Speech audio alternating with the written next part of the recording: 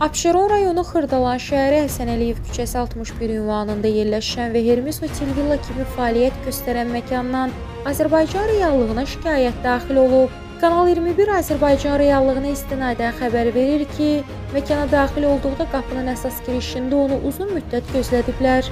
Daha sonra 12 saatlıq qalmaq üçün 50 manat ödəniş tələb olunub. Müştəri ödənişini post terminal vasitəsilə etmək istəsə də, terminalın olmadığını öyrənib. Ona yalnız nağd şəkildə və ya kartdan karta ödəniş təklif edilib. Şikayətçi otağa daxil olduqdan sonra xidmət səviyyəsindən də ciddi narazılığını ifadə edib. Stat, otaqda ən adi gigiyenik vasitələr belə yox idi. Nə diş fırçası, nə də ayaq yolu salfetkası. Zəng edib istəyəndə isə personal kobud şəkildə bizdə belə şey olmur cavabını verir. Statın sonu. Müştərinin sözlərinə görə insanlar həftədə bir dəfə dincəlmək və rahatlıq tapmaq üçün bu cür məkanlara üst tutur.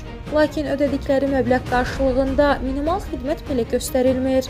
12 saat 50 manat ödəyirsən, üstəlik içki, çay, su və yemək kimi əlavələr üçün daha çox pul xərcləyirsən. Amma qəpik dəyərində olan diş fırçası və salfetka belə otaqda yoxdur. Bu həm müştəriyə hörmətsizlikdir, həm də ölkə imicinə xələl gətirir deyə o açıqlamasında bildirib. Narazı vətəndaş əlavə edib ki, məkanda post terminalın işlədilməməsi həm də vergi öhdəliklərindən yayınmaq ehtimalını artırır.